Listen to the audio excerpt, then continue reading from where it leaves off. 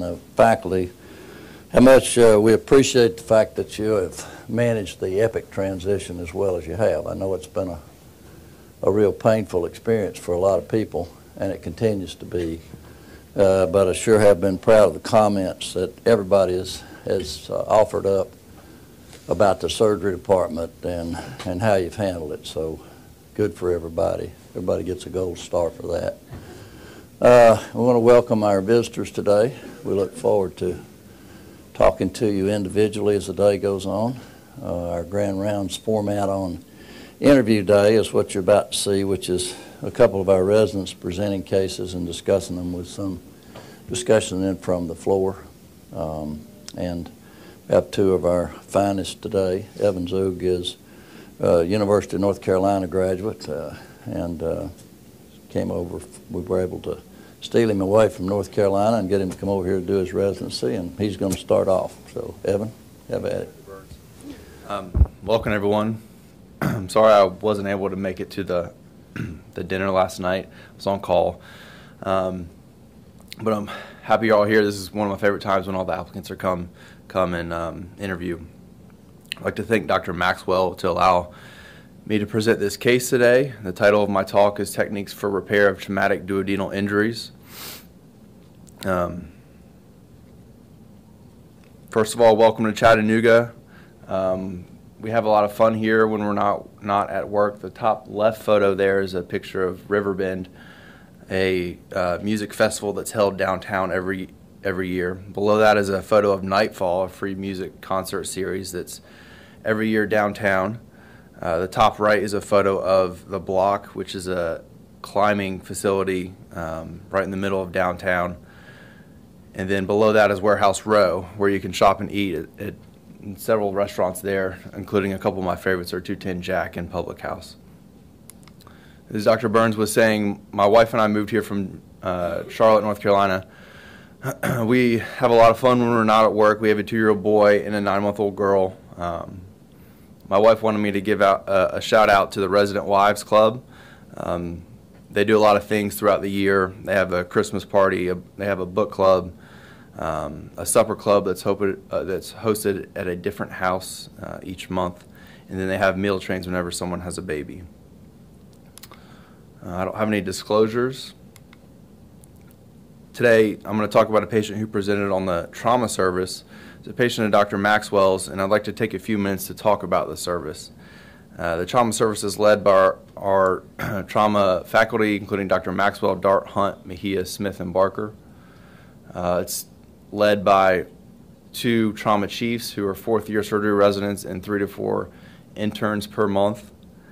It's the only level 1 trauma center in southeastern Tennessee, and I was very surprised with how busy we were. We have a wide catchment area covering southeastern Tennessee, northeastern Alabama, northwestern Georgia, and western North Carolina.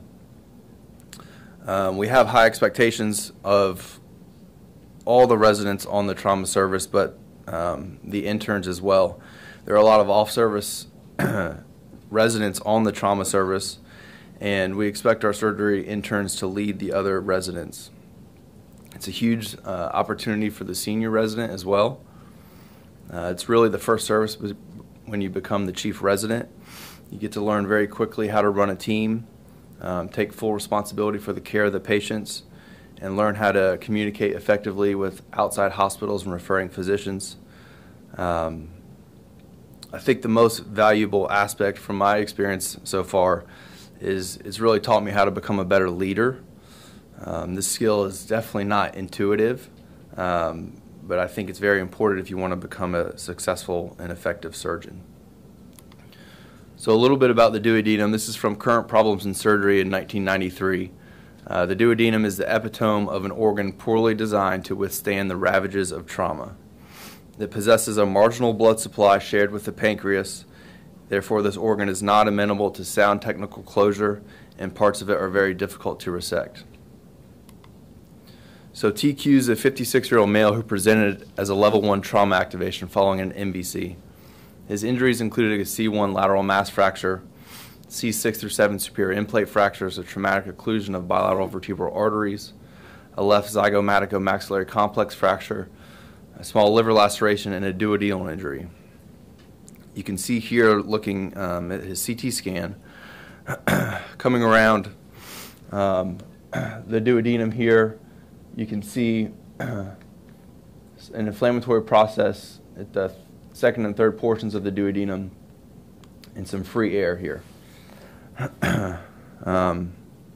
There's some more specks of free air right here and another area right here. This was the area that was concerning to us, and it's redemonstrated here in the coronal views, this area of inflammation and fat straining and some free air. So he was admitted to the hospital, placed on a heparin drip because of his bilateral vertebral artery occlusions. We wanted to prevent any stroke, and he was made NPO, and really he was doing quite well. He was not septic appearing. He had minimal abdominal pain, but his white blood cell count kept going up. We got another CT scan of his abdomen and pelvis on hospital day 4 that revealed a worsening inflammatory process. You can see here this is his previous traumatic gunshot wound. But the inflammatory process is worsened here. You can see a larger area of free air, and there's contrast on the scan, and you can see contrast within that. So he had a duodenal injury with contrast extravasation that was not improving. So we decided, well, you can see before I go on, the injury is redemonstrated here on the coronal views. It's just worsening of his injury here.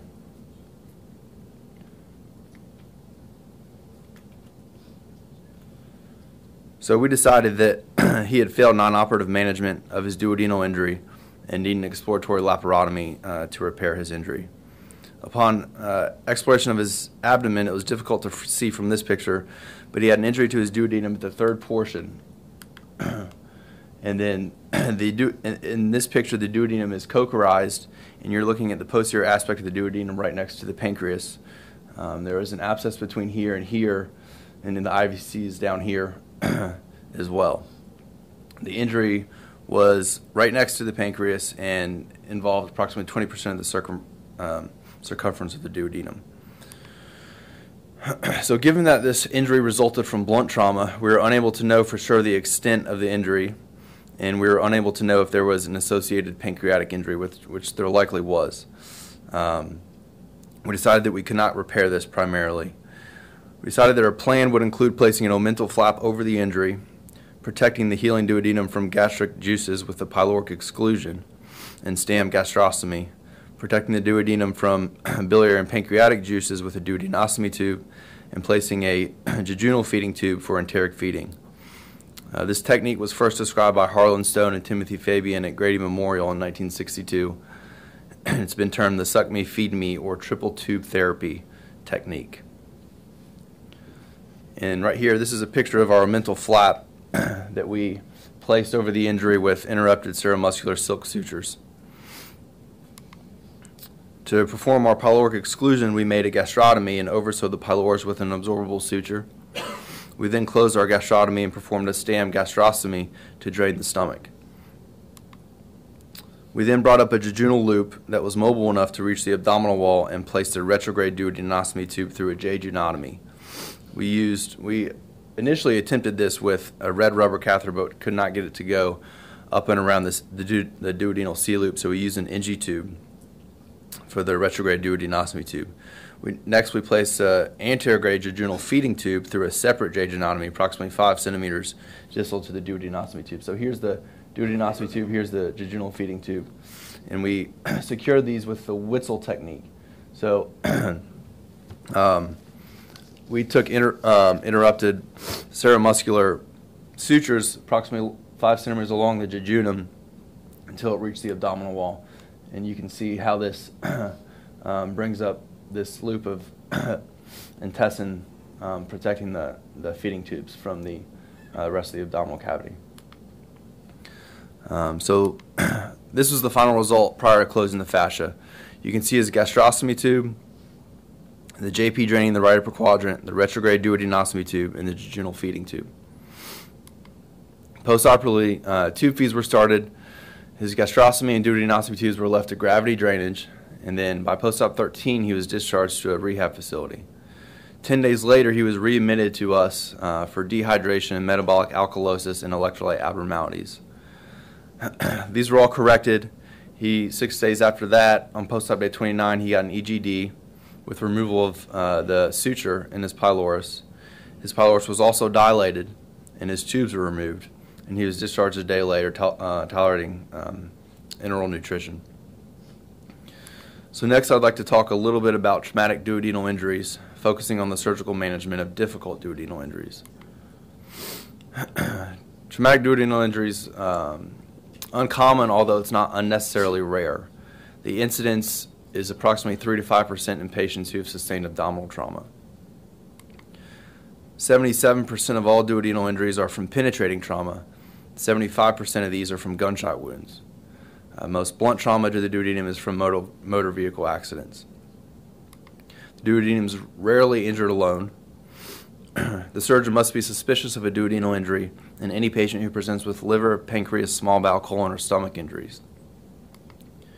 The second portion of the duodenum, excuse me, I have a cold, is most commonly injured at 33%.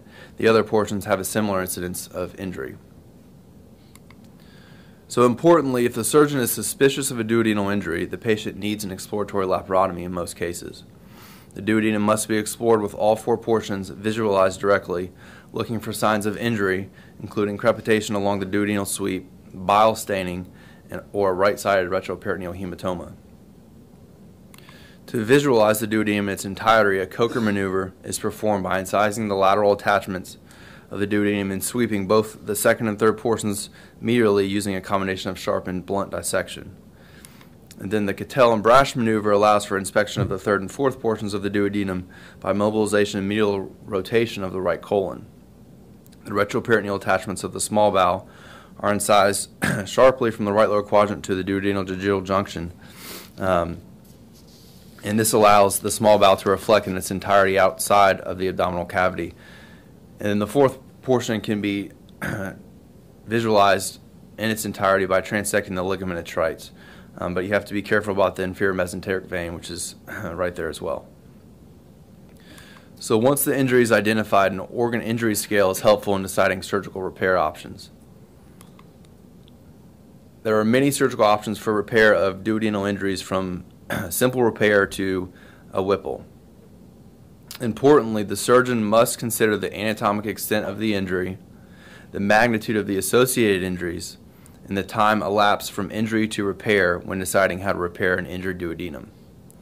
I cannot emphasize this enough. These patients are typically very sick, and the most simple option is usually the best. Answering these questions will help determine if a repair needs to be protected with a tube duodenostomy or pyloric exclusion, as well as how the patient should be fed postoperatively, either by mouth with a jejunostomy tube or a gastrojejunotomy or jejunostomy. The most dreaded complication of a duodenal repair is a duodenal suture breakdown with resultant fistula. It carries about a 50% mortality. Drainage will only create a more direct fistula tract, and it can never prevent the leak. Basic surgical principles such as debridement of the duodenal injury to assess viable tissue in a meticulous double layer technique approximating the inner layer with using fine absorbable suture and a seromuscular layer of interrupted non-absorbable Lambert sutures should be used. If there's a concern for luminal narrowing, it's recommended that longitudinal closures be performed if the duodenotomy exceeds 1/2 the circumference of the duodenum. Routine use of drain should be used, and the drain system should be of the closed suction type and should not be placed directly against the suture line to avoid a duodenal fistula formation. A tube duodenostomy can be used to safeguard the repair, and there are 3 types. A primary or side duodenostomy tube can be placed by making a separate stab incision in the duodenum. Others advocate for an end duodenostomy tube through the suture line. An antegrade duodenostomy tube decompresses the duodenum by passage of a tube through the pylorus. And then a retrograde duodenostomy tube, which is what we use, passes backwards to the duodenum through a jejunotomy site. So there's considerable controversy surrounding whether or not to decompress and protect the duodenal repair from excess tension and erosive gastric, biliary, and pancreatic juices. Stone and others have advocated for duodenal decompression, citing decreased rates of duodenal complications and death, while others have shown higher rates of duodenal fistula and abdominal sepsis with decompression. More recent reviews have not shown a difference in outcomes, and the surgeon should be selective in their use of decompression. You should not be using one type of repair for every duodenal injury. A couple other ways to repair duodenal injuries include the jejunal serosal patch. This was first described by Thal in 1963, and this can help close defects in the duodenum. For larger defects, a jejunal mucosal patch or a pedicle graft of the stomach can be used. The patch can be used by using a proximal segment of the jejunum carried up in a retrocolic location on its vascular pedicle. The anti-mesenteric border of the jejunum can then be split longitudinally in anastomosis in a double-layered technique to close the defect. A similar technique can be used with a stomach known as a gastric island flap. It's important to remember to not use the antrum of the stomach, as this contains antral tissue and can secrete hydrochloric acid, potentially causing an ulceration. If the entire circumference has been devitalized, a segmental resection and end-to-end duodenostomy can be performed. Care must be taken to avoid devascularizing the shared blood supply between the duodenum and the pancreas. Extensive disruptions of the duodenum may be treated by resection with end-to-end Roux-en-Y duodenojejunostomy. In cases where the duodenal wound is immediately adjacent to the ampulla, extreme caution must be exercised. A choledochostomy is usually necessary to help pass a probe through the ampulla and keep it in view during creation of the anastomosis to avoid injury. An avulsion of the ampulla can be treated with implantation of the ampulla into a Roux-en-Y limb of jejunum. For severe duodenal injuries, the surgeon should consider a more complex repair. The main purpose of these procedures is to exclude the duodenum from the passage of gastric, biliary, and pancreatic contents to allow time for the duodenum to repair and heal, prevent suture line dehiscence, and fistula formation. Duodenal diverticularization was the first described technique at attempting this. It consists of an antrectomy, gastrojejunostomy, closure of the duodenum, a tube duodenostomy, vagotomy, and biliary tract drainage, as well as sometimes a feeding jejunostomy. The downsides to this repair are that it's very time-consuming. As I was stating earlier, these patients are typically critically ill. A less time-consuming option is the pyloric exclusion. You can suture the pylorus closed, or you can use a stapler device, and amazingly, in both of these cases, the pylorus will open within a few weeks. This is what we did with our patient, and it only took us about 2 hours. So another important controversy is whether or not a pyloric exclusion improves outcomes. There have been multiple retrospective studies that have looked at this. A study from 2008 from the National Trauma Data Bank looked at 147 patients with severe duodenal injuries, and then 19% of them underwent a pyloric exclusion. These patients had a longer mean hospital stay, and there was not an associated mortality benefit. Another study in the Journal of Trauma from 2007 looked at 29 patients. Half of them got a pyloric exclusion, and the other half did not. There's a trend towards a greater overall complication rate, greater pancreatic fistula rate, and increased hospital length of stay in the pyloric exclusion group. Neither of these studies were very detailed in describing how they did their repair. The second study states that they were hand-sewn 1 or 2 layer closures. And then their pyloric exclusions were stapled, and that's really all they said. The third study looked at 36 patients from Colombia where they repaired the injury primarily or did a damage control laparotomy and then did a subsequent take-back. And there were 29 patients in the damage control laparotomy group, and eventually duodenal repair was primarily done in half of them, and then in the other half of them they reconstructed the repairs as well as placing a lateral duodenostomy tube and doing a gastrojejunostomy. They had a rate of duodenal fistula of 33%, which is about 5 times as high as other reported series. So my issue with these studies is they're all retrospective, so they're all subject to a selection bias. The patients who are getting the more complex pyloric exclusion, take-back, duodenal reconstruction cases are obviously going to be more sick and at higher risk for a worse outcome. Only a randomized prospective trial comparing patients with different types of duodenal repairs will help us answer this question, but this is a rare presentation, and there are innumerable clinical variables with all these sick patients, and that study seems unlikely. Lastly, a Whipple or pancreaticoduodenectomy can be performed, but this has a mortality of 30 to 40%. Typical indications for a Whipple include massive bleeding from the head of the pancreas, unresectable ductal injury in the head of the pancreas, and unresectable injury to the duodenum head of the pancreas or the common bile duct. So in conclusion, the duodenum is the epitome of an organ poorly designed to withstand the ravages of trauma. If the surgeon is suspicious of a duodenal injury, the patient needs an exploratory laparotomy in most cases. The duodenum must be explored with all 4 portions visualized directly.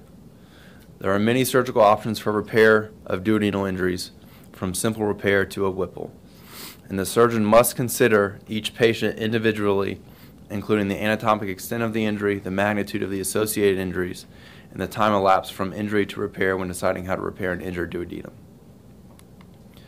Lastly, it's important for us young surgeons to be aware of the cost of taking care of our patients. And I chose to research the cost of performing a hand-sewn anastomosis versus a staple anastomosis. It costs $7.11 for 2 packs of Vicryl and silk, and I estimated approximately 31 minutes in the operating room, bringing the total cost of performing a hand-sewn anastomosis to $457.11 versus $209 for a staple anastomosis. Each have been shown to have equal outcomes. So with that, I'll take some questions. Thank you for allowing me to present today. Well, we could spend the rest of this hour discussing multiple points about this. What was the reason that we didn't operate on this patient immediately when they came in? Or did we? I mean, it sounded like we waited 3 or 4 days. We do not. Are we observing these patients now? Typically, we don't observe these patients, but it was a small injury, and we were more concerned about his bilateral vertebral artery occlusions and wanted to see Did he have any neurologic deficit or anything? He was intubated, and it was difficult to tell. He didn't have any focal neurologic deficits when he came in. Okay. Because putting him on heparin with the liver injury and everything else, I guess, was a little dicey also, huh? Oh, well, if it was easy, everybody'd do it. Go ahead. So the vertebral artery injuries were pretty high, like the C2 level, and we were afraid that he might propagate clot. And so we wanted to heparinize him, you know, if he infarcted. Did you fully heparinize him, Bob, or just? Yeah, fully heparinize him. Yeah, it was one of these, you know, things where you feel like you're rolling the dice. But our highest priority was trying to prevent him from having a posterior infarct, which is a really bad outcome. And so we heparinized him and watched him closely from a hemodynamic standpoint, and he didn't exhibit any signs of sepsis or toxicity.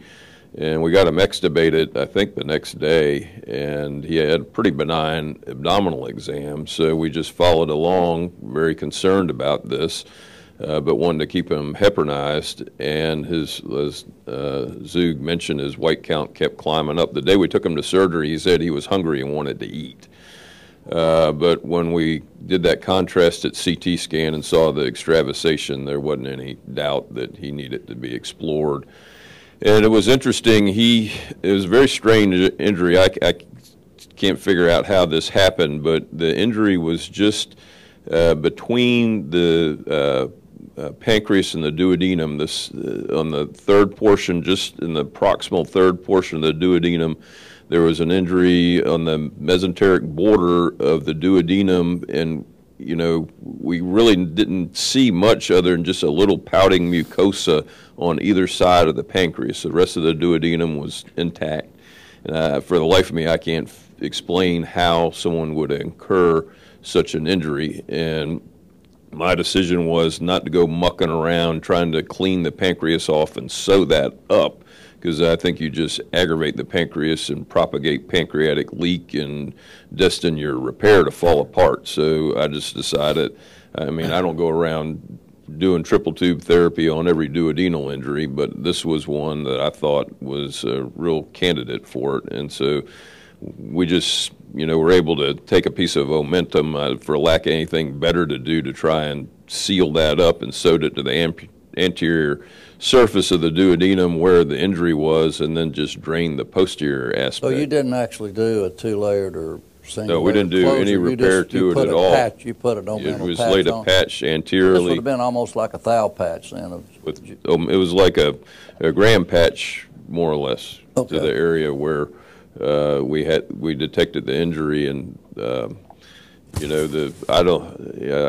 it's uncommon to use triple tube therapy. I thought this was an ideal case for it, and it worked well. He was a bit of a troll and went to rehab and got caught taking his own narcotics and left AMA and went to Memorial and came back here. And we decided at that point he had probably healed his duodenal injury, and we took him down and dilated open the pyloric exclusion, and he was fine, and got him down the road wherever he goes. Yeah. Did you have to release any sutures?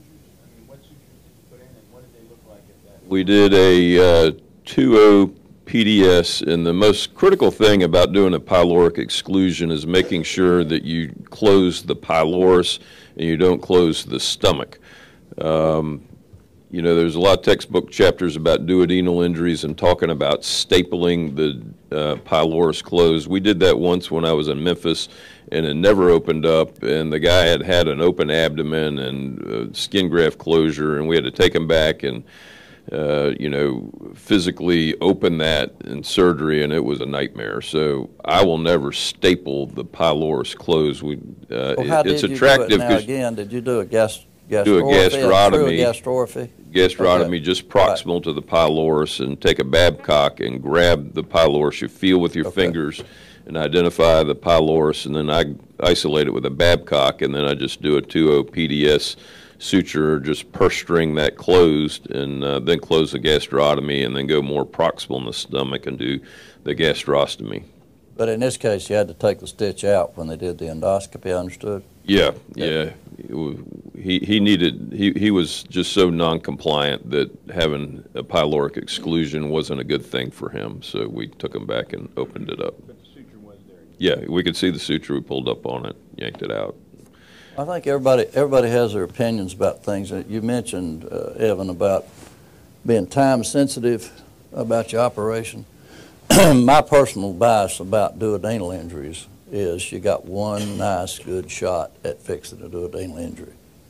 And so even if it takes you a little longer to do it, you probably ought to take a little longer to do it, even if it means a Whipple. Because I can tell you, if you do a Whipple 3 or 4 days after this, that's really tough to do in the trauma patient. So, most of us have done all these things. I think your discussion of this is a good example of what we talk about a lot, which is hopefully in this residency you don't just learn how to do an operation, you learn how to operate and to think about on your feet about what to do from a pathophysiologic standpoint and the anatomy of the area. Because duodenal injuries are a problem, as you pointed out. The mechanism of injury, Bob, I know you've seen the picture too of the sudden deceleration with essentially an air bubble in the duodenum with essentially a pop, sort of like popping the, what's that? Bubble wrap. Bubble wrap that people sit around and pop. If you close the pylorus and you close the ligament of Treitz suddenly with deceleration injury, it popped the duodenum, and so I would theorize that might be. I don't know what his mechanism of injury was, but I wonder if that might not be it. Well, anti-mesenteric surface, yeah, but this was against the pancreas. It was just very bizarre. It would be bizarre, but I mean, it's not likely to be a direct injury. It's barrel trauma. Unless you transected the pancreas also, and that's the other mechanism of injury that you hear about. So I'd bet it was a pop the bubble. The only other thing I would comment about, we tried to use a red rubber to do the afferent duodenostomy tube, and I could not get that thing to thread retrograde. I just got really aggravated, so we got a NG tube, and that was stiff enough that we were able to negotiate that back up around the ligament of Treitz and got it where we wanted it to sit. And then we took the number 2 silk chest tube sutures and sutured it in so it wasn't coming out. Once or twice, you could use a chromic suture or something like that and sew a silastic tube to it, put it through. Chromic goes away, you can pull the NG tube out and leave the silastic tube behind. That'll also work in that circumstance. Because the NG tube gets stiff over time in the GI tract, and that's the thing. I'm sure that bothered you too. Yeah. Well, it's a great case. Okay. All right, our next case is Bobby Ramp. Bobby is a native Tennessean, went to UT to medical school, once again recruited here from his home over in McMinnville, Tennessee. And he's going to tell us about a pancreaticoduodenal problem, I think. Yes, sir. Okay. All right, well, good morning, everyone. Like Dr. Burns said, I'm Bobby Ramp. I'm a third year here. I'd first like to welcome you guys all to Chattanooga. I think I met a lot of you last night, enjoyed getting to meet you and talk with you and kind of hear your story. Dr. Zug already mentioned this before, but some of our attractions in Chattanooga, in the top left here is Riverbend. Last year, our big name players were Toby Keith, the Flaming Lips, and Ludacris. And the bottom right-hand corner, he also mentioned Nightfall. We've had this for 30 seasons now, but from May to August, every Friday night, they block off the streets, and we have local and regional bands come and play, and everybody can walk around, and it's a lot of fun. Obviously, Rock City, there's a spot where you can see 7 states, some beautiful views all over Chattanooga. You don't have to just go to Rock City for that. And then Ruby Falls, 150-foot underground waterfall. It's pretty spectacular. And I just wanted to include this. When I was in your shoes several years ago, one of the big things I held a lot of weight in was what's the resident life like? You're spending 80-plus hours a week with these people, spending, honestly, more time with them than family. And you want a residency program where everybody gets along and likes to be around each other, and you really have that with this residency. And I can't emphasize that enough. These people are like family. You spend birthdays, Christmases, weddings, a total solar eclipse. That's Dr. Witherspoon and I, one of our breast surgeons. We're in the path of totality this past year, so we took a break from stereotactic biopsies to put on some glasses and watch the total eclipse. And without further ado, my topic is pancreatic neuroendocrine tumors. I'd like to thank Dr. Dowden for helping me with this presentation, Dr. Bell and Dr. Stevens for allowing me to present this. I have no financial disclosures. And here's an outline. I'll give a case presentation, review a classification, epidemiology of pancreatic neuroendocrine tumors, review the workup and diagnosis of PNETs, discuss medical and surgical options for treatment, and how our patient is doing now. So to start, we had a 52-year-old male who presented to Copper Basin Outside Hospital ED on August 20th with complaints of night sweats and dull aching left flank pain for roughly 6 months duration. It acutely worsened this night. During his workup, he received a non-con CT that showed a mass in the tail of the pancreas. He was subsequently referred to our HPB surgeon, Dr. Dowden, and scheduled for an appointment in Orange Clinic. And as an aside, just to give you a view of what our Orange surgery service is like, this is again one of the things that drew me to this program. It truly is a resident-run service. These patients are comprised of non-private and underinsured patients. Usually there's a chief who runs the service, a senior and a junior on the service at any given time, and you really get to see the entire spectrum of what it's like to be a surgeon, from seeing the patients in clinic, getting referrals or establishing them, doing their workup, their labs, their imaging, scheduling their operation, doing their operation, and then seeing them in clinic for follow-up. So it really gets you prepared on what it's like to be a surgeon. And of course, you have attending support and supervision in the clinic and OR at all times. So back to our patient. His past medical, he had type 2 diabetes, kidney stones, hyperlipidemia, chronic low back pain, never had surgery before. He chewed tobacco, prostate cancer in his father, breast cancer in his mother, no allergies, took medications for his diabetes and his low back pain. On exam, he was afebrile, vitals were normal. He was morbidly obese. This was a 320-pound man. His BMI was 45, so he was soft, non-distended, non-tender. Obviously, we couldn't appreciate any masses through that abdominal wall. All of his basic labs were normal.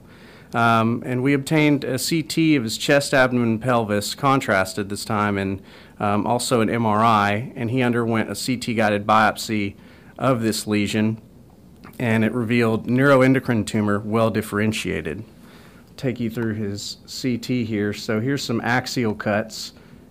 And as we come down, you have liver, here's the spleen, here's a large gastric collateral coming to the spleen. And as we continue to come down here, you start to see the head of the pancreas, and if you look towards the tail, you start to see this mass encasing the splenic vessels right here.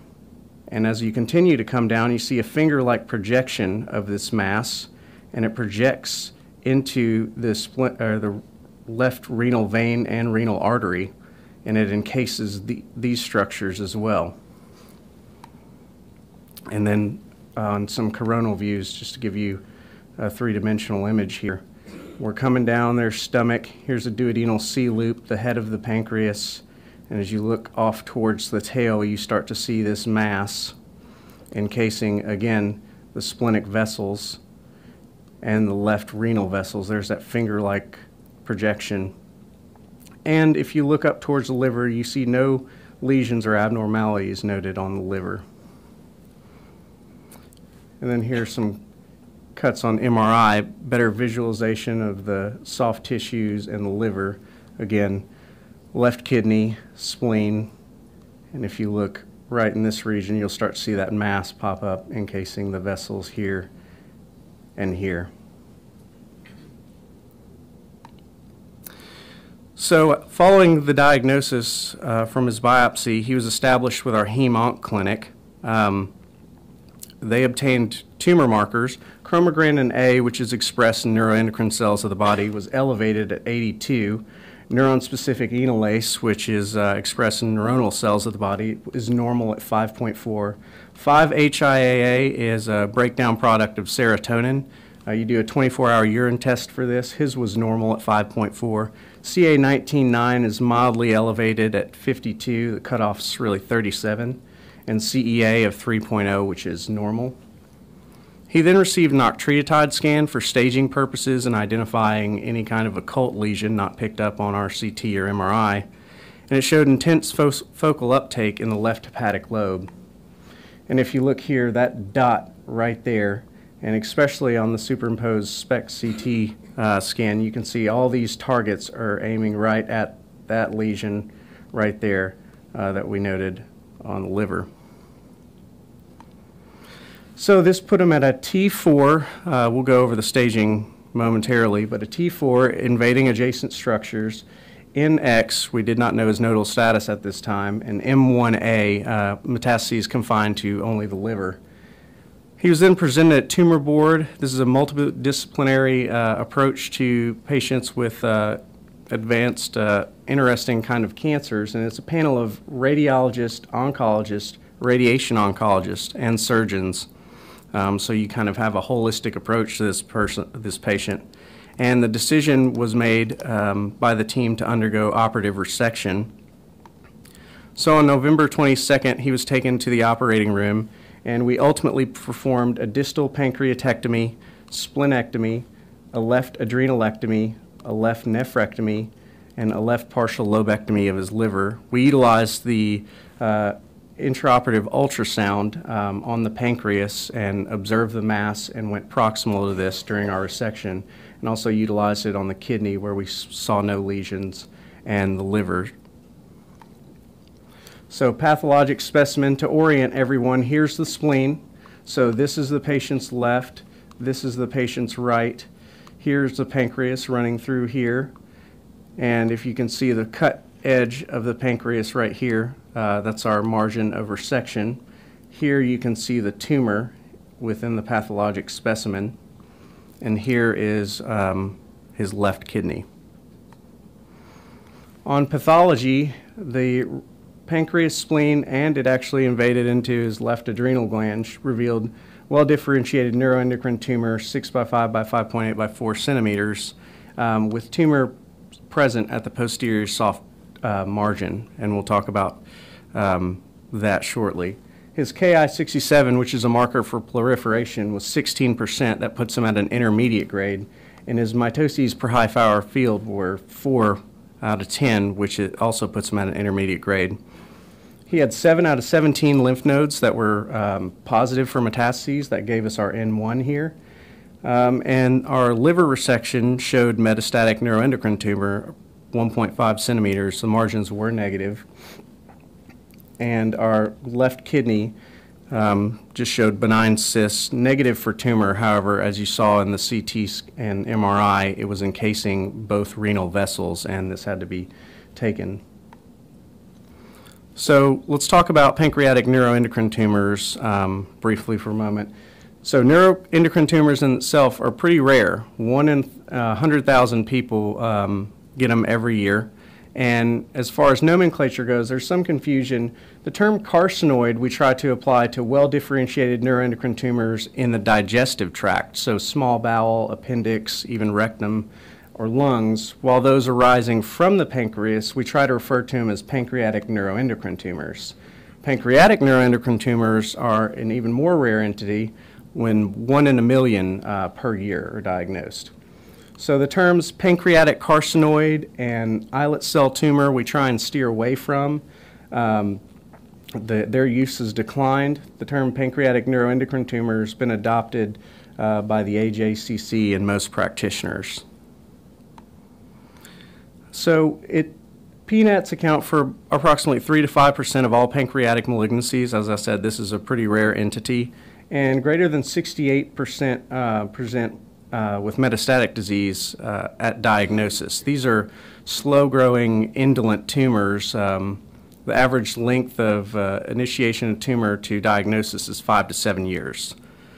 Most occur in the 4th to 6th decade of life. In our patient, he was 52, so he met right in the middle of this. And it's important to note that most of these are sporadic and not really linked to a genetic syndrome. Of the few, they have been identified with MEN1, von Hippel-Lindau, neurofibromatosis, and tuberous sclerosis. So it's important to differentiate pancreatic neuroendocrine tumors from pancreatic adenocarcinoma. These are two entirely different disease processes.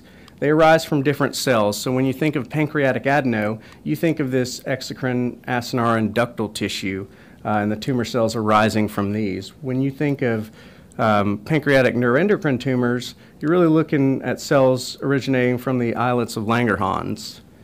They have different prognoses. When you think of pancreatic adenocarcinoma, you really think on the, as far as survival goes, on the order of magnitude of months, whereas with pancreatic neuroendocrine tumors, you think on the magnitude of years. And they also have much different treatment options. So some key features, you really want a tissue diagnosis to get the grade and differentiation, which we obtained. And then, again, the primary site, if it's pancreatic in origin or if it's more of a carcinoid in the GI tract or thymus. And you really want to know their functional or hormone secreting status. Most of them, as I mentioned before, are non-functional, and that probably contributes to why they present at a metastatic state by the time they're diagnosed. The 30 to 40% that are associated with hypersecretion are usually identified earlier because they have symptoms of these syndromes. And one thing important to note is if you have a pancreatic neuroendocrine tumor and it stains positive or tests positive for gastrin, that itself does not make it a gastrinoma. They actually have to have the clinical syndrome of Zollinger-Ellison syndrome or peptic ulcer disease, diarrhea. They have to have the symptoms to actually call it a gastrinoma. And then so we'll talk about the four common ones, commonly tested, rarely seen neuroendocrine tumors that are functional, insulinoma being the most common, also most benign. So to classify, the most important here are mitotic count and Ki-67. So our gentleman was here with his mitotic count. Remember, he had 4 per high Fowler field, and he had 16%. So that put him at a well-differentiated, intermediate grade neuroendocrine tumor. So to briefly run over the functioning tumors, again, insulinomas present with your episodic hypoglycemia and symptoms of this. So palpitations, diaphoresis.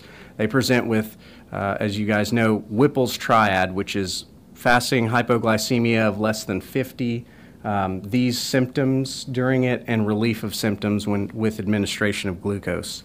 Gastrinomas have that Zollinger-Ellison syndrome with peptic ulcer disease, prominent diarrhea. Glucagonomas, up to 70% of patients have this necrolytic migratory erythema, which is a blistering rash over pressure surfaces, so elbows, trunk, cheilitis, chronic inflammation of the lips, again, diarrhea, some venous thrombosis, and VIPomas with WDHA syndrome, watery diarrhea, hypokalemia, and achlorhydria. These are probably the most rare of the syndromes. Non-functioning tumors, as I stated before, they can secrete a number of substances, such as our patient who had an elevated chromogranin, but they do not clinically present with this hormonal syndrome. So they often present later in the course of disease, and they have symptoms from mass effect, like abdominal pain, such as our patient, weight loss and anorexia, kind of these vague symptoms. So imaging, you want to start with a multiphasic CT scan. These pancreatic neuroendocrine tumors are known for being highly vascular, so you can really visualize these pretty well on a late arterial phase CT scan. It's got a sensitivity of 60 to 80% in most recent studies. Now, if you look at, you get an MRI, you increase your sensitivity to about 85%, and it better visualizes the soft tissues as well as any kind of liver lesions. Octreotide scan is the big one here, and that helped us out the most in identifying that liver lesion that we did not see on CT or MRI. And it's recommended for most patients, and what it is these cells express a large amount of somatostatin, and these are somatostatin analogs that are radio labeled, and you can see their uptake. Of note, the octreoscan is a little less useful for insulinomas. Insulinomas, only 40 to 50% of them express that somatostatin analog, so EUS is probably your better bet for detecting an insulinoma. It would not be as effective for our patient as his mass was in the tail of the pancreas. Gallium-68 PET-CT, this is a little harder to find. Not a whole lot of centers are doing this, but basically it has increased spatial resolution as opposed to an octreoscan in that it detects several photons as opposed to one photon, and it can be performed in a day, whereas patients that are undergoing octreoscans may have to come back day 2, day 3 to continue the scan. Arterial stimulation venous sampling is a method. Let's say you're highly suspicious for an insulinoma, but you have not identified it on any of these.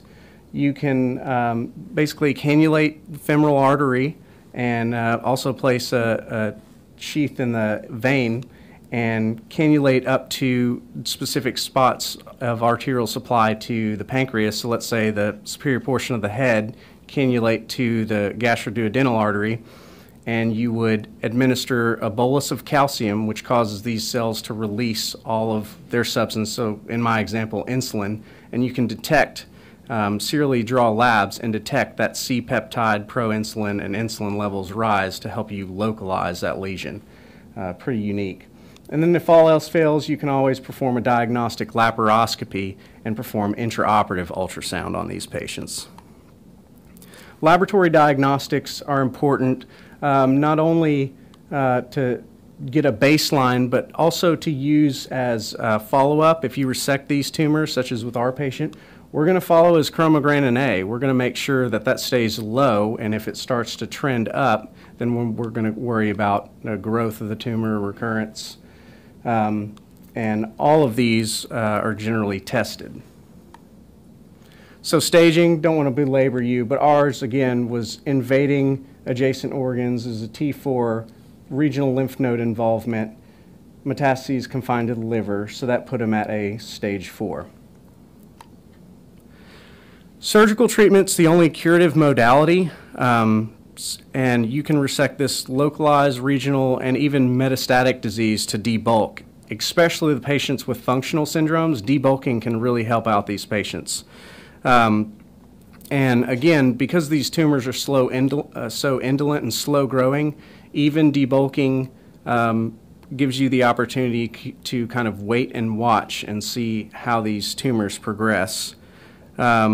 Surgical treatment can include enucleation for smaller tumors. You kind of just shell out the tumor with razor-thin margins. Standard distal pancreatectomy and splenectomy, such as our case, or a Whipple, depending on tumor size and location. And you can also consider, as we did, hepatic resection for limited liver metastases, and then hepatic artery embolization for patients with diffuse liver disease that's not resectable. So here's the surgical management. Our patient had a distant metastatic disease to his liver. It was completely resectable. He was a fairly good candidate. We resected it, and he had node-positive disease, and we performed the traditional pancreatic resection and lymphadenectomy. Medical treatment has come a long way in recent years. So somatostatin analogs are great with patients with functional syndromes. These functional syndromes can be pretty debilitating to these patients, and these somatostatin analogs have come a long way. But the most interesting is that these somatostatin analogs not only help out the patients with the functional syndromes, but even patients with non-functioning neuroendocrine tumors. These actually have been proven, I'll show you a study shortly, to slow the growth of these tumors. And they're generally more well tolerated than your cytotoxic therapies. These are more reserved for your advanced stages, your poorly differentiated, your widely metastatic disease. And then again, I briefly told you that these are highly vascular tumors, and so you can imagine VEGF inhibitors like sunitinib and bevacizumab are great for these kind of tumors. And then PRRT is currently not offered in the US, but they're doing it in Europe, and this is pretty unique. Again, it's similar to an Octria scan. They tag these somatostatin analogs and then attach a radionuclide to it, and so it goes to tissues that express a large amount of it, and it goes to that tissue and radiates it at short distances. So shortly, this is 2 studies, the PROMID study and the Clarinet study. The PROMID study looked at midgut neuroendocrine tumors only, so not as applicable to our patient. And they randomized them, 85 patients, to either a placebo versus receiving octreotide, and placebo or octreotide, and their end marker was length till tumor progression. And in the placebo group, it only took 6 months. In the octreotide group, it took 18 months to see marked tumor progression. So this really does, and were all non-functioning tumors, as I discussed. And then the Clarinet study in 2014, I believe it was at Sloan Kettering, they looked at lanreotide, an octreotide analog, did a very similar study, but they included pancreatic neuroendocrine tumors, non-functioning, and they saw it took 18 months in just the placebo group, which kind of displays the indolent, slow-growing nature of these kinds of tumors, as opposed to they were unmet in their lanreotide group, and they ended the study at 24 months. So promising treatments in the future. Post-op, our patient did very well. He followed up in Orange Clinic a week ago, and he was ambulating, voiding, tolerating a regular diet, and having bowel function. The cost of medicine, so for this patient, this was the Octreo scanner that he was on, our nuclear medicine machine in Erlanger. The price for the actual scan itself is $2,600, but more interestingly, for the radio-labeled octreotide is $7,800, so you're looking at a total of $10,000 per octreotide scan. These are my references, and with that, I'll take any questions. What kind of incision did you use? Upper midline incision. As opposed to? As opposed to right or a left subcostal. Bilateral subcostal. I was curious. Okay. Other questions or comments here? Dr. Dowden, you want to add anything to this? That's a very comprehensive review, but. Yeah, that was a great presentation of an unusual tumor. First of all, the majority of the case was done by Dr. Bell and Dr. Stevens. I supervised and helped with the most critical parts, and then, as we talked about with the Orange Service, they took care of him afterwards, and he did very well, and they deserve the credit for that. It was a difficult case, and again, an unusual tumor. We don't see these very often, but overall, you try to be very aggressive, even in these locally advanced and metastatic tumors. You can have a good quality of life and a long life. They can be treated well. It's very dependent on the stage and the grade, and it's hard to say exactly, but overall, it's a much different animal than pancreatic adenocarcinoma, as we've talked about. Yes, Dr. Mack. Great presentation. Looked like a surgical tour de force there. I don't think you can talk about cutting the pancreas in half without talking about how you manage the end of the pancreas to prevent a leak. So could you elaborate on that, perhaps? So for our pancreatic resection, we actually used a stapler and stapled the proximal to the tumor. I don't believe we imbricated or anything like that. So GIA stapler, thick load? I typically do depending on thickness, either a blue or green load, and then we oversew it with a running locking Prolene. Sometimes you can, if it's a more normal pancreas, you can use Steri-strips. That works pretty well. If it's thicker, if you can get the stapler around it and then sort of slowly compress the stapler over 30 seconds to a minute, that'll help as well. But it just depends on the sort of the quality of the pancreas you're dealing with. How long did you leave his drain in? Till he followed up, so he was discharged, I believe, day 9, and then followed up a week later, so About 2.5, 3 weeks. Yes, sir. Okay. Did he drain very much? He had reportedly drained 30 to 40 cc's a day during the time he was discharged. So he had a very mildly elevated amylase in the fluid, and so we left it in on discharge. It wasn't terrible though.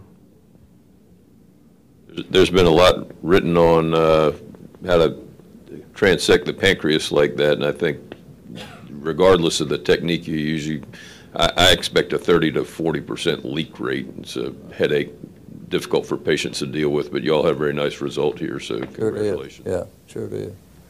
I think this, but going back to Bobby's data there on the demographics, this being 1 case in a million, several of our residents are interested in an academic career, and I know many of you at least express an interest. This case should exemplify for you how when you want to stand up and discuss something. In my case, I had a patient that I operated on 15 years ago who after 5 years finally died from this problem. I have a good friend that I've operated on who is slowly dying now, about 4.5 years out. One of you helped me operate on him. And so now I've seen this case. So when you discuss this, like in my case, I could stand up and say, different from you, this is the first case, you could say, in my experience. And then if you've seen 2, you can say, in my series.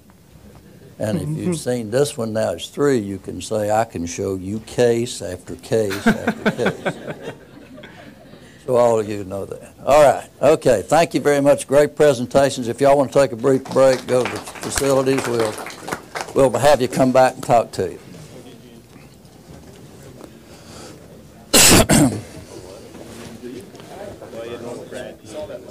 Good job, Ed.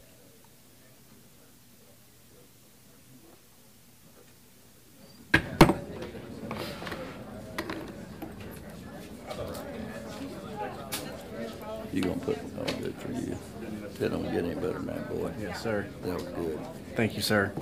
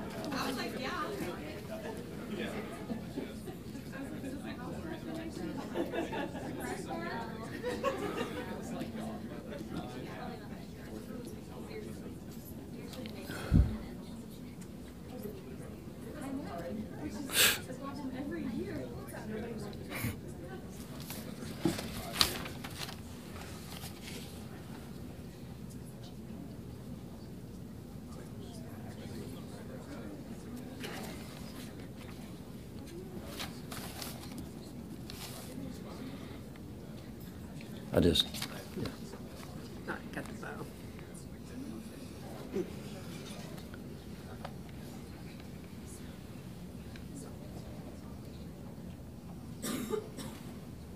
Got it. I got it. Okay. Thank you. Thank you.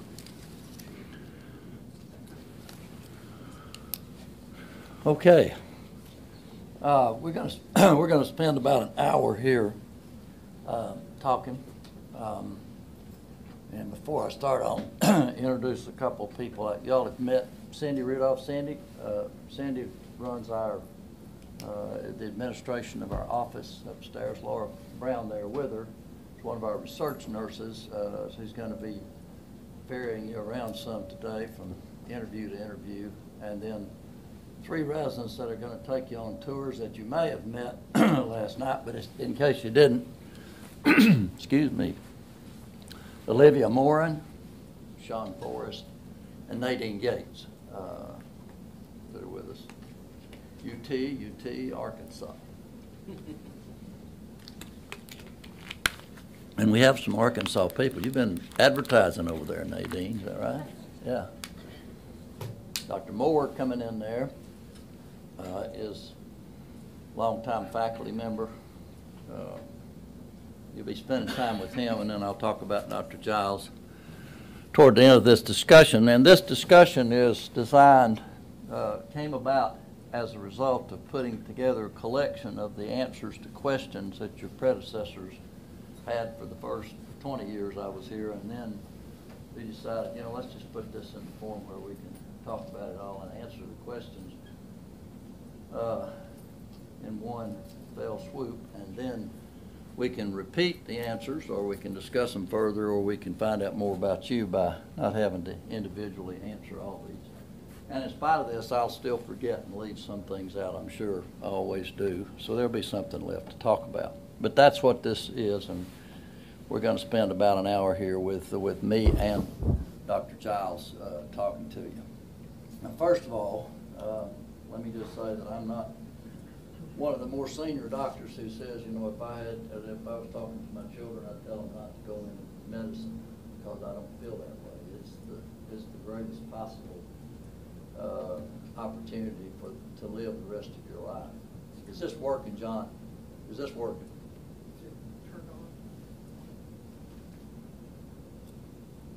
I knew that. I was just checking. All right. Okay, well, I hope you heard what I said to start with, that we're going to answer some of your questions in advance. But back to this. I heard Dr. DeBakey say this back in '95 in a presentation at the Southern Surgical. And if you think about what's happened since 1995 in terms of the Genome Project and the kinds of things that you heard Bobby talking about today, I mean, I never heard of most of that stuff, you know. So that what's happened in medicine is happening in medicine is fantastic. And if you just think about, then you add another 15 years to that, just what's occurred in this last, and for you will be a century. It's pretty phenomenal. And I was just reading an article last night to put myself to sleep about the use of artificial intelligence to make pathology diagnoses and things like that. So there's a lot yet to come and a lot for you to learn, but not often not for you to experience. But when it comes down to it, nothing is going to be as great as the life you can have as being a doctor. And in your case, you've been intelligent enough to pick the ultimate opportunity, and that's to be a surgeon, in my opinion. Now, at this point in time, many of you have already pretty much completed your round, so I tell the earlier groups, enjoy the ride, because you're never going to have an opportunity like this to get to visit as many excellent medical facilities as you will have in the last 6 weeks or 2 months for you or in the next month. So take advantage of it. I know it's costly, it's time-consuming, it's tiring, but you won't get that opportunity again. I've been lucky enough to be visiting professor a few places in my life, but I still didn't get treated the same way that you will have during this period of time. So it's a rare privilege for you to do, for you to have. And I think that you probably already know this, both for you and for us, what we're looking for is a fit. You need to look for the place that you're going to fit, that's going to fit what you think strategically is the direction you want to go in your life and with your career. And so that's what you're looking for, and that's what we're looking for too when we talk to you. But I'm sure you already know that. This discussion is going to involve information about Chattanooga. It's also going to explain about our local College of Medicine activity here, and then especially, of course, the Department of Surgery here. You've already seen better pictures than I can show you of Chattanooga. Our residents do such a fabulous job of presenting these things. I've got to redo my pictures so I can at least compete. But it's a beautiful city to live in, and there are a lot of advantages here. It's affordable relative to other places, housing and things like that. We used to tell people that, you know, if it's really a family-oriented city, but I'll have to say, right now I believe we have more good restaurants per capita than any place I visit, and many of I haven't even had a chance to go see yet. So, and then a lot of entertainment venues that just weren't here 20 years ago. So it's really exploded on the scene in that regard. So it's a really good place to live and enjoy life when you're not here working. It's relatively safe compared to other areas. It's got a good school system. A lot of variety because of both what I've already mentioned and the geography of the area around it in terms of outdoor activities and so forth. And then if you look at where we're located in the country, you can get to other places pretty quick if you have interest in collegiate sports, professional sports, things like that, or arts even, as the case may be.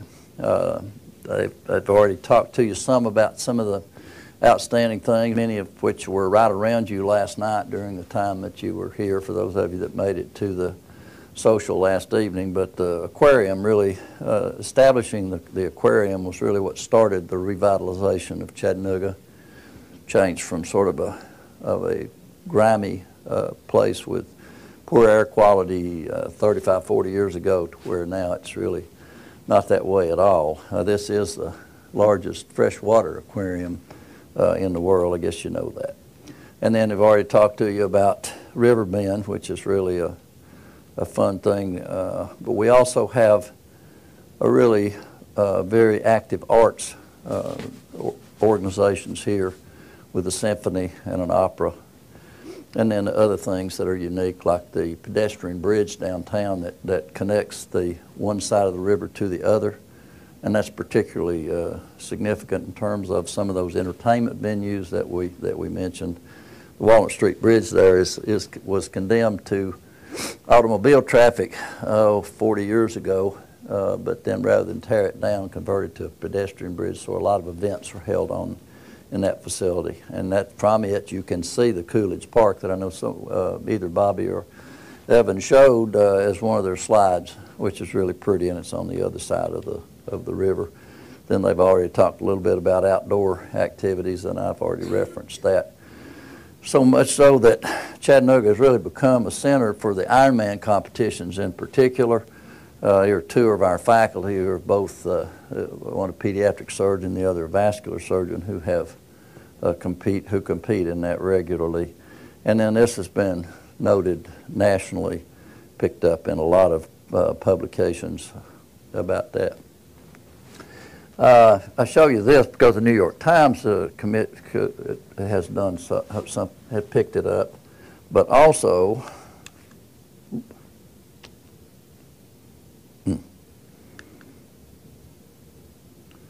what did I do, John? I want you to note the script at the top of the page there. The New York Times, you see that script?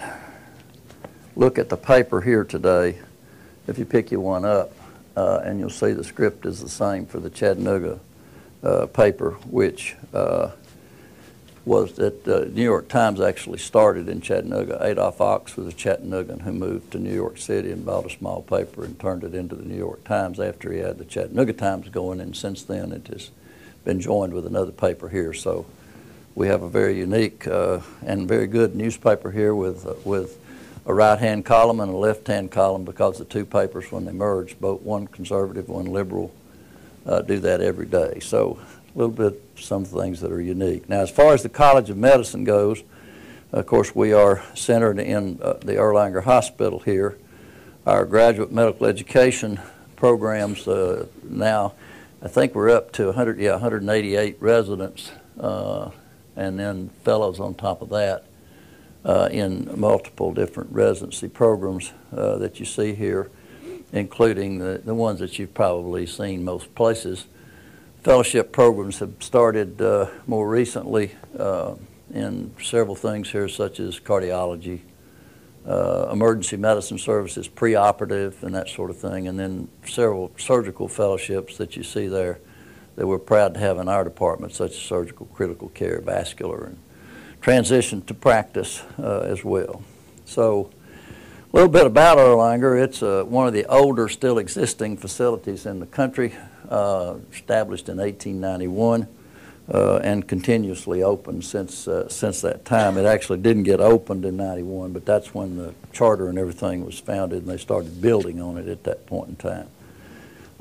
We've had training programs here since 1900, and here you see a picture of a graduate in 1902, so that's how far back education goes here. It's lasted through a lot of economic ups and downs, as a lot of communities have.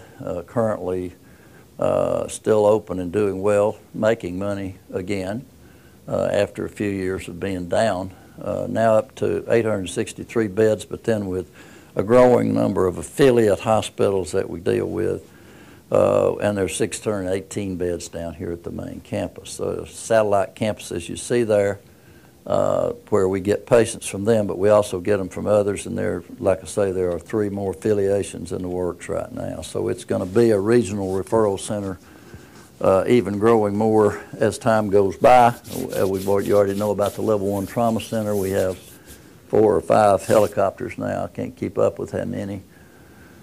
Surgical critical care is a huge issue here in terms of referral in from the region. Our cancer program the same.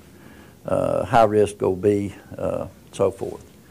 It's like most places that you're interviewing, I'm sure it's really an acute care hospital center. It's almost a vertical ICU from the ground floor up.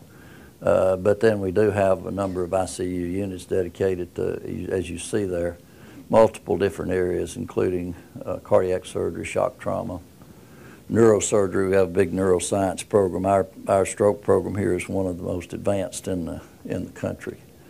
And then this new E-Star down at the bottom is actually, we're not overwhelmed, but we get so many surgical referrals. It's designed to actually be a direct transfer center for surgical problems from outlying facilities into our hospital. Residents are involved in every level of that. Now, as far as the Department of Surgery goes, one of the questions that people frequently have is, what is your philosophy of residency? And I'll do my best to try to explain that to you. First of all, in terms of how we operate and what is the basic thing we start our day with, and that is a patient. All of us are involved in the care of patients. And if we do that and do that well, then all the other things such as income, education, and research will grow out of that. And so that's why we do grand rounds the way we did today. It starts with a patient and a discussion of what they had and how we took care of it, including the cost of what it is. I think that was pretty eye-popping at the end to see that $10,000 expenditure for one test, but yet that's common in medicine today. And it's one of those things that we as physicians can't put our head in the sand and let somebody else take care of. We have to start to look at how we can impact that as well. But that's another talk altogether. But that's the way we operate here. And so if that's what we're going to do, then the way we assume is that you, if you come here, become a partner from day one in a large practice of surgery that takes care of patients. And we all have our role to play in taking care of that patient. Now, obviously, some of us have more experience than others in different aspects of taking care of that patient. But you as a junior intern or whatever, you have your role, I have mine. And we work together then as though we were all in one big practice for the period of time that you're here in training, with a growing level of autonomy and opportunity to function independently for you until the time that you graduate. And at the time that you graduate, as you look at the picture of our faculty, an awful lot of you stay here and become faculty members here, and so you continue to function in that capacity. And then others go other places and practice, and we know that when they do, they could go to a town of 5,000, 10,000 people and take care of anything that comes in. And when I say take care of anything that comes in, they will know what they can do, what they can't do, what the institution can and can't do, so that they'll, even though they might know how to do some of these complicated procedures, they know that the hospital doesn't have the support staff to do it and that sort of thing. So we hope to give you that kind of comprehensive education. And as I said already, we hope that you don't just learn how to do an operation, you learn how to operate. And we are not just a training ground for you going into some subspecialty, which many of you have already stated is what you want to do. We want to be sure that when you leave here, you're ready to go do what I just described. If you don't choose to do that, that's fine, but we want you to be able to, because if you don't do that in your training, you won't be ready to do it if that happens to be where you end up. So that's as best I can explain it. We all do that. We work together. We do not assume that residents are like a fine Persian rug that you walk on daily and beat once a month. We assume that everybody are equals here. At times there's tough love both ways. And that's the way we try to approach it. Some of you have been here as medical students, and you've hopefully seen that in action. Well, then the next question is, well, what type of resident are you looking for? Because we talked about the fit. Well, we want somebody that's academically sound. All of you are. All of you have done particularly well academically. We like for you to be an accomplished, not just write papers. In fact, we pay not as much attention to that as a lot of places you've interviewed, but we do look at somebody who's maybe had a rounded experience in terms of their accomplishments, not necessarily in medical research or science, but in other things. We want to try to gauge as best we can, are you going to be available when we need help taking care of this patient, when we need all hands on deck? Are you going to be around and available, or is there something else going to be more important to you? And by the way, that's hard for us to judge right now at this point. I'll be honest with you.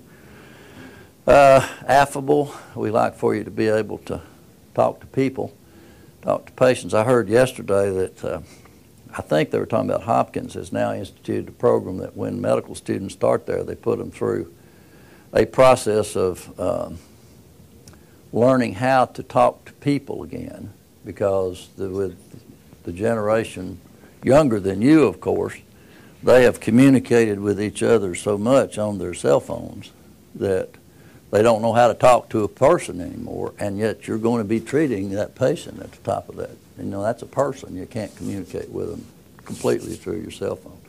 In fact, the residents will tell you, when they operate with me, if I'm talking and say something and they don't respond, I say, text me. And they will, first time around, they say, what?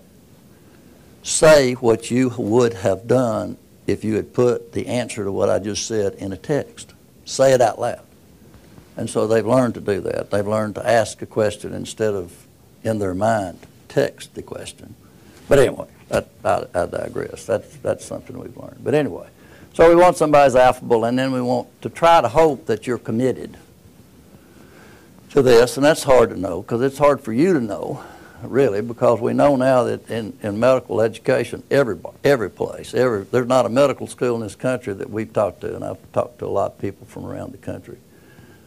Nobody feels like people get enough experience in surgery in particular to really know that it's what they want to do. Because watching surgery is very different than being a surgeon. And unfortunately in medical schools now, first of all, the curriculums are very shortened. I mean, in my life as a medical student, not that that was great. I mean, we took call in-house every third night and got up with interns and residents and whatever, and that was 3 months with no days off. Now it's not that way. 8 weeks is about as long as anybody gets, some not that much. And even then, you're standing at the end of the bed and away from it. It's not your fault, okay? Nothing to do with you being fine people. It just has to do with the system that we're dealing with. So we're working on trying to encourage the medical school deans to increase the amount of time and so forth. But at any rate, long explanation for why we think that the dropout rate in surgery is higher than it is in some others. It's not that it's so hard and terrible. It's that you really didn't have a good way to understand that this is what it's going to be when you got into it. So we try to look at that as best we can. Now, what about faculty? You have to start out talking about that, because those are the people who are going to be here in the continuum. You may stay after you finish, but obviously not everybody does. So the ones that stay here, when we start talking about faculty, what's the number one thing that we look for in a faculty member? Not whether or not they can do this, or whether they have written a stack of papers. It's, can they operate and take care of a sick person? So that we have a faculty that can do what they teach. And they come from a broad background. Even those that have trained here have a broad background. Some of them have gone off, like Dr. Giles, and done fellowships other places and come back. We have all the specialties represented that we need represented, we think, to train general surgeons. We don't have a minimally invasive surgery department. We have a whole bunch of surgeons who do minimally invasive surgery as a part of what they do as a general surgeon. And as an example, for example. So we have the things that we think we need to train you and to do well with. And this is just a picture here. This is actually a month ago now. The faculty, we have 36 full-time faculty. 34 of them are in this picture. We have 2 retreats a year where we spend a whole day together talking about things, and at least half that day is spent talking about you as residents, how you're progressing, how we can help you to progress in your careers and be competent and confident at the end of the time that you finish here that you're ready to go out there and go to work. What's another feature? Okay, it's the resident staff. Now, this sounds like bragging, I know, but when I came in here this morning, I did not know who was presenting or what they were presenting. We're perfectly confident that you could pick them blind out of the hat who's going to present cases here at Grandrounds on the day that you're here, and we're trying to impress you, and you'd be impressed with how well they do. So we're very proud of the people that we have and what they've done on beyond here. Our case and clinical volume is superb. That's one of the things, if you look at what the criteria for the kind of training we think you ought to get, you know, that's probably the number one thing that we look at and, you know, for your benefit is the number of cases that you're going to have opportunity to be exposed to during your training with as much autonomy as possible within the system that we have at present. Bobby did a good job of explaining the orange service to you, which, again, I know you've been a lot of places already. There are not a whole lot of resident-run services around anymore that are totally independent like this one is. But that does give you the opportunity to know, as he very well described, what it's like to be a practicing surgeon. Our conferences are very good. Our M&M is very well attended, for example. Our basic science course is good, journal club, and so forth. We do mock orals twice a year for the last 3 years of training. Right? Yeah. So that by the time you leave here, you at least know what the milieu is going to be like to go take your oral boards. First time I went to be a guest examiner on the Board of Surgery, I found out that, you know, there were people that probably knew the answers, but boy, were they ill prepared for the setting in which it was being done. And so we try to do that. And it also gives us an opportunity to see that, you know, even though we know you're great working on the floor and operating with us, that you don't think on your feet as well when somebody puts you in a stressful situation asking you questions. So we work with you on that. And then we have research activities that at least give you some opportunity to do that, and I'll talk a little more about that. In terms of other things that we do that we're proud of, laparoscopy, as I said, we feel like everybody ought to leave here pretty much able to do minimally invasive surgery. With the exception, I will tell you, I think if you're going to do bariatric surgery, probably a 6-month fellowship or 3 months on top of this training would probably be useful just to see about the unique aspects of that particular operation. But most of the other things that are done minimally invasive, we don't think that about.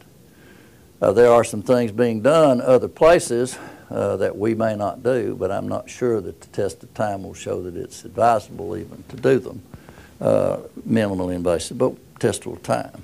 That's just one example. If you look there at the list, our vascular surgery is very robust, trauma surgery is, surgical critical care is great.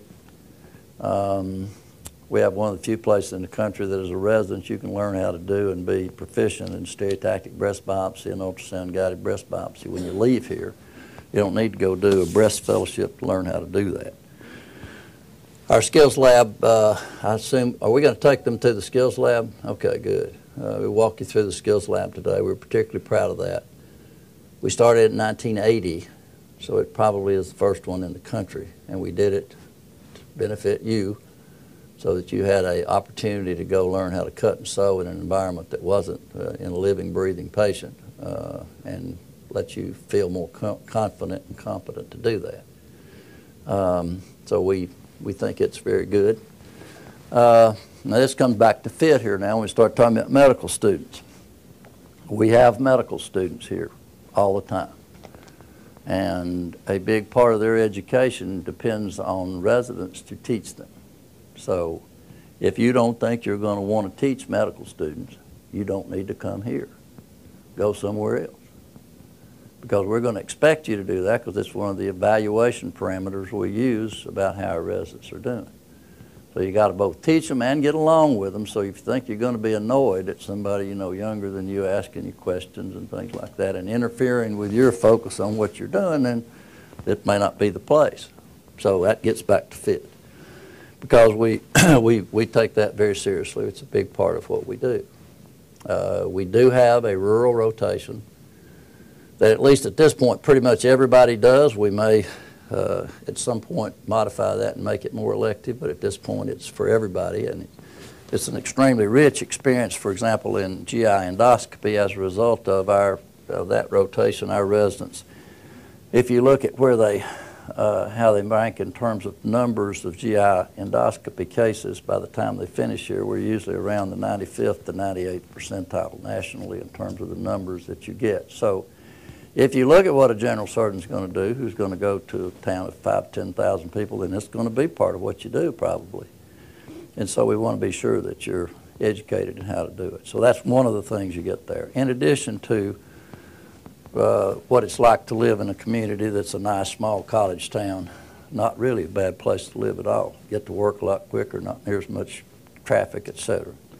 And then we do send our residents places to present papers and enjoy meetings and that sort of thing. There's just some pictures from the skills lab. It gives you some idea of how long it's been there, because the lady that's blonde there, that was her, a medical student, and she's now a senior plastic surgery reconstructive surgeon here.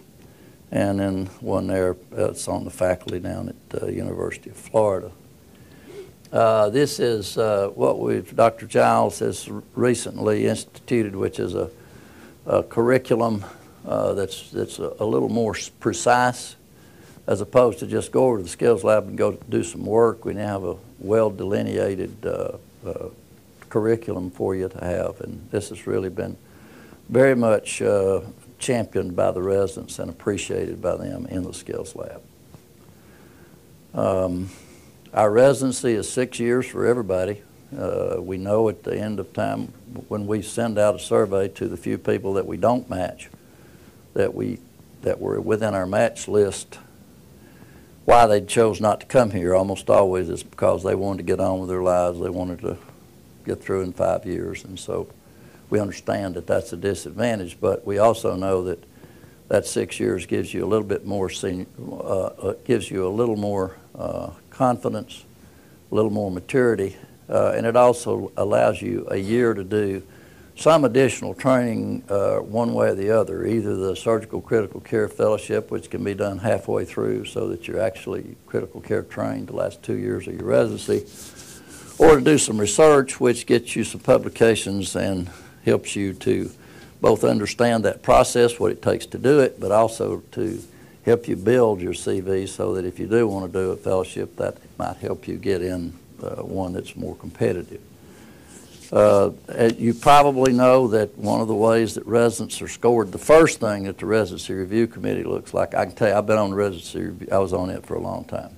And I'm still working with the ACGME on several projects now with the Residency Review Committee. The first thing that they look at, I look at how many cases did you do. They look at first-time pass rate on those two things as a barometer of how good the program is. And so for the last 5 years, that's our first-time pass rate. Now, to me, it's much more important what your pass rate is long-term. But again, we can't do any better than this. But I mean, that's what the Residency Review Committee looks at, number one. And compared to most places in the country, there are several other good programs that have this too, that are that good, but not very many. As far as fellowship opportunities, we've been able to put people in most any fellowship they want to get in. But as you know, some of them are competitive. It takes a little time sometimes. Of our graduates, 50 to 75% go into fellowship, and they're in a mix of private practice and academic. Here is one of our graduates did this as his chief talk, which looked at a 41-year experience with the graduates here.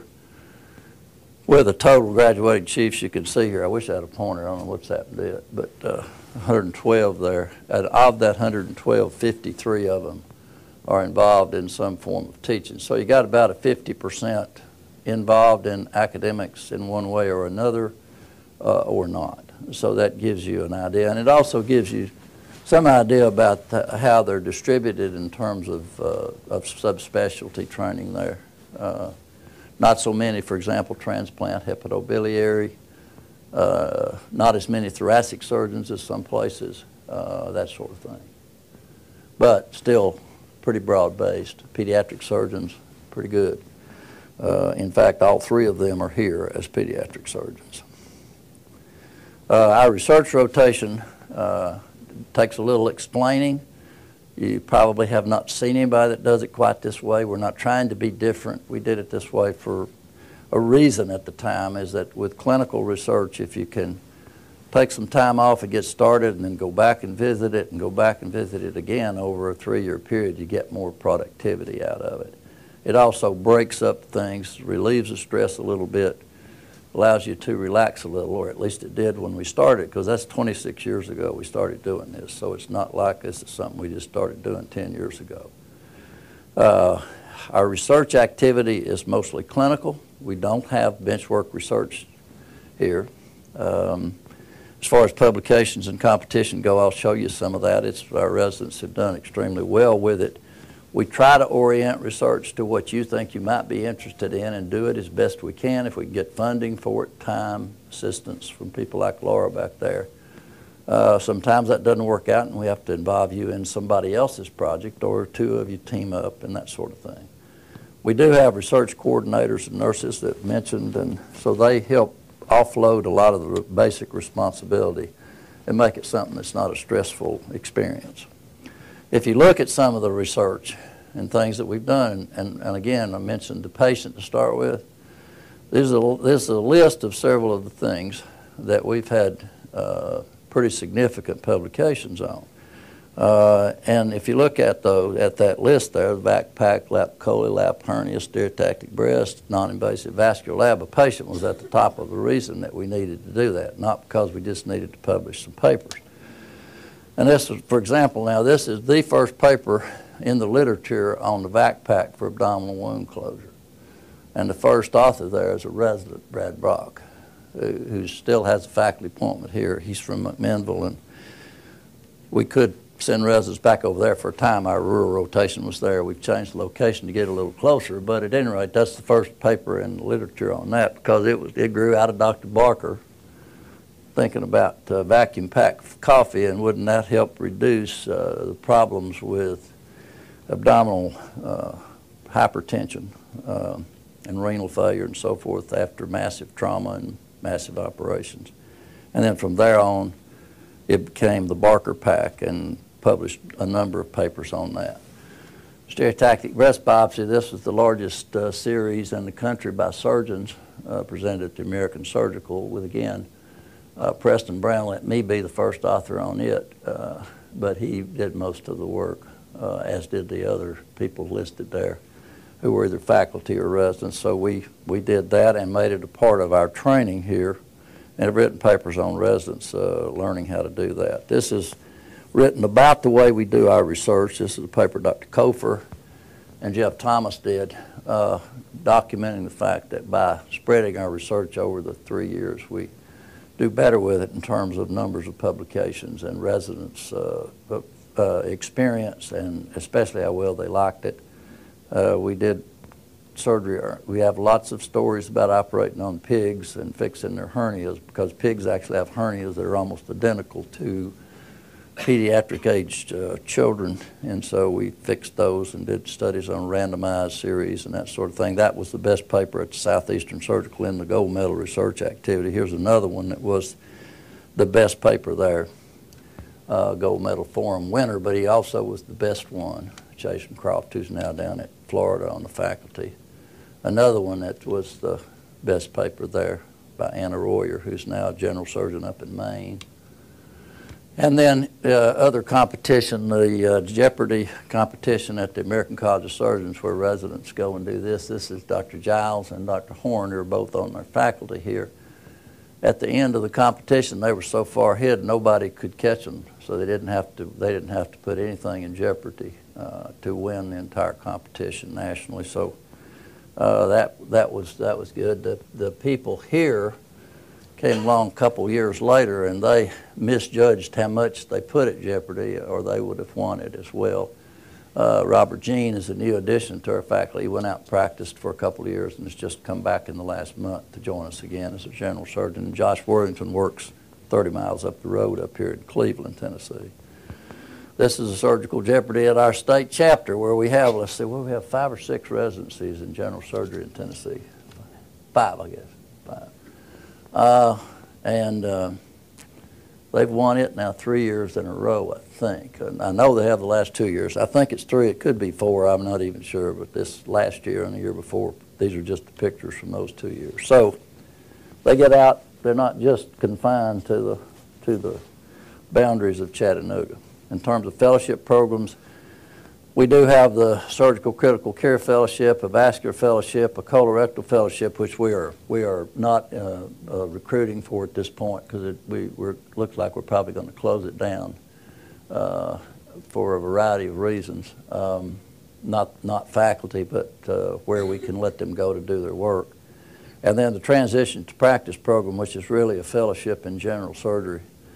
We don't have any of our people who need to take it, but we entertain applications from people from other programs who want to do general surgery but realize in 5 years they're not adequately trained to do it or want to retool out of some subspecialty back into general surgery. So we've done that with several people.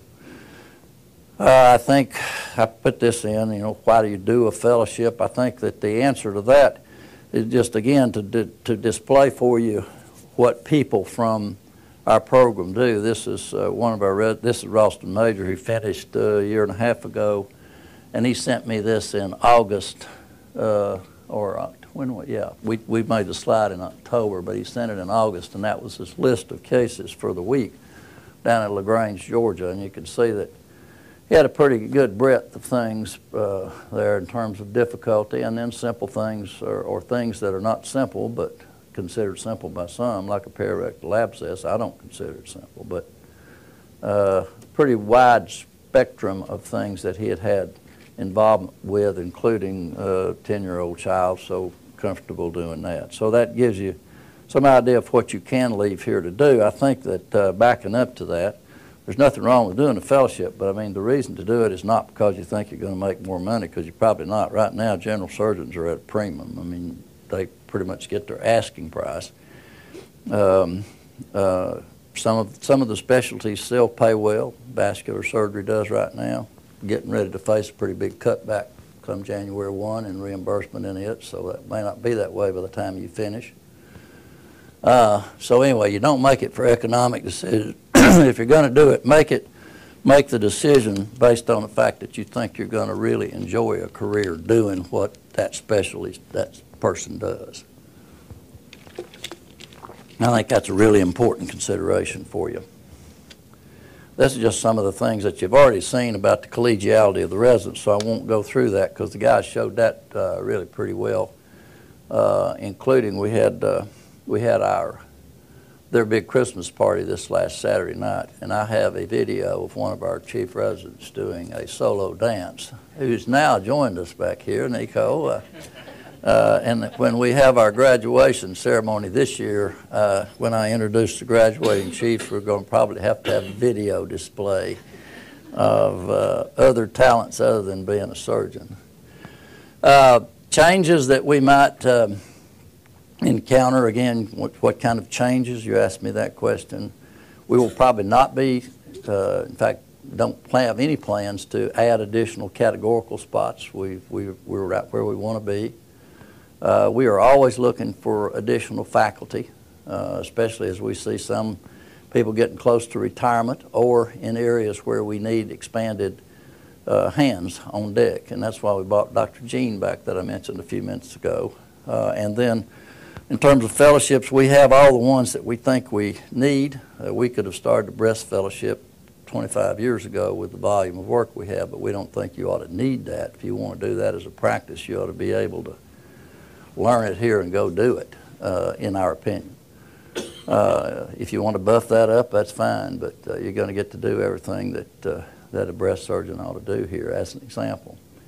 They are planning to build a new pediatric or children's hospital here, and if that gets done, and I think it will, they're building the office building now, when it does, then we're going to look at the potential for a pediatric surgery fellowship because of so we have such a great faculty, and we have people like yourself who think you might want to do that.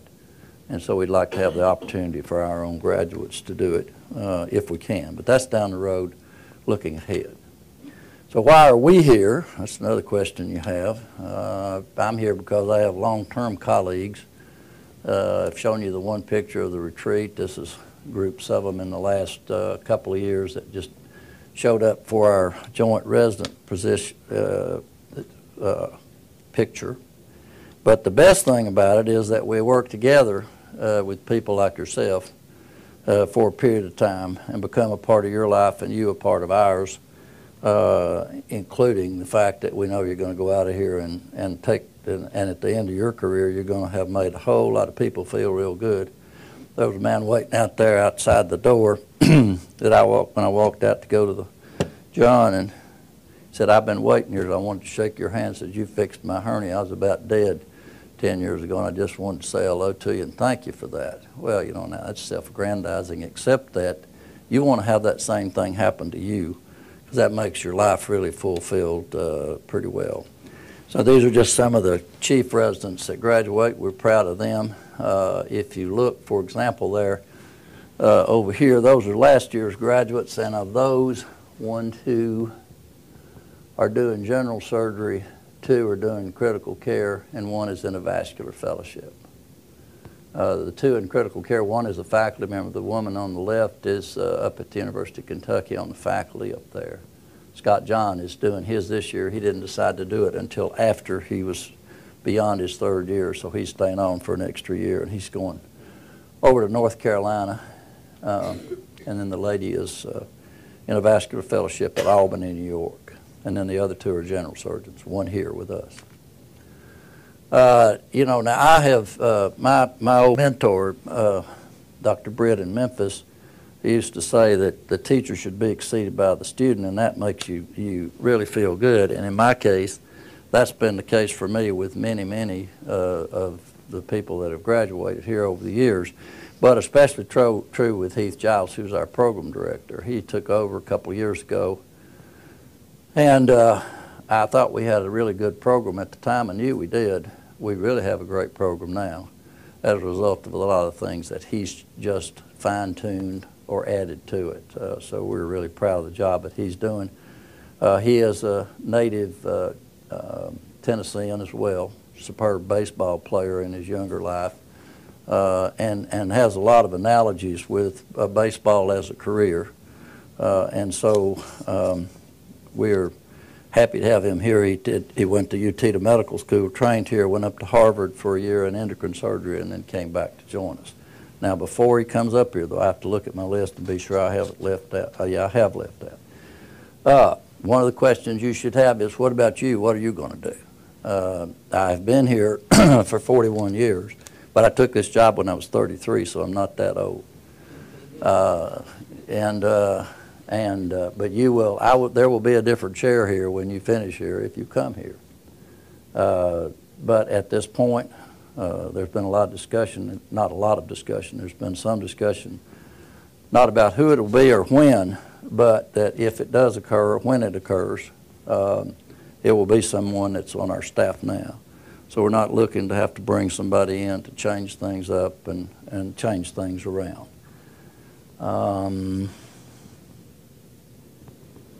I think that I have covered pretty much everything else. We have a culture here that I guess you've already gathered, and we're proud of that, and Dr. Giles is a big part of it. And Dr. Giles, I'll let you take off and go from here. I'll look forward to talking to you later.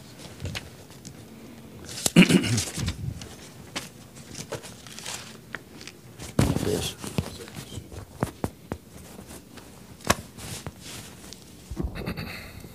Thank you, Dr. Burns. Welcome to everyone.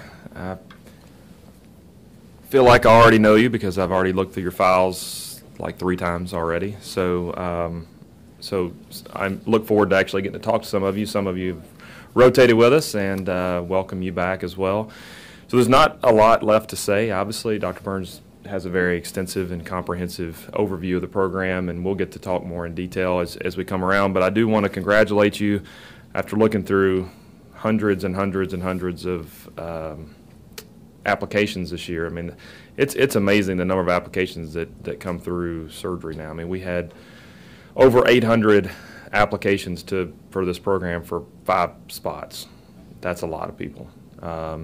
You know, obviously a lot of those were not from within the United States, but once you filter them out, and we've done the filters that we put in based on board scores and based on letters and based on geographic location, we're still over 175 that we had to weed through, and we only handed out 60 interviews. So you guys have met a lot of the criteria, so you ought to be, you know, feel very proud that you know, you've met that criteria. And I think it shows a lot of determination on your part, number one, that you chose medicine. Okay, so I think it's, a lot of people would say that's, nobody should do that. That's crazy. Why would anybody go into healthcare? I disagree with that completely. Some of the things that Dr. Burns was saying about people when they come up to you randomly, or they bring you a Christmas card or a Christmas gift, you know, and you haven't seen them in 4 years, and you really do have a tremendous impact on their life. Whether or not you see it or know it is not the point. It's what they feel. And so I do think it's a very, very, very noble field still. But not only did you find medicine, but you found surgery. So that makes you even smarter than the average, right? And then you found Chattanooga. So that really sets you apart and makes you cream of the crop, in our opinion. I think this is a very unique program. I don't think you're going to see a lot of programs that set things up the way it's been set up. I didn't set it up this way. I was a beneficiary of it. I trained here, and I feel like it is one of the models for how surgery ought to be done. If you follow any of the American Board of Surgery, American College of Surgeons chatter these days, it's on how do you fix surgical residency, and how do you take what has been done for 100 years that they feel like is broken now, and how do you fix that? You know, there's the 4+2, there's the fix the 5, there's all types of different things that are being proposed, and in our opinion, we've got a system that works. That this works.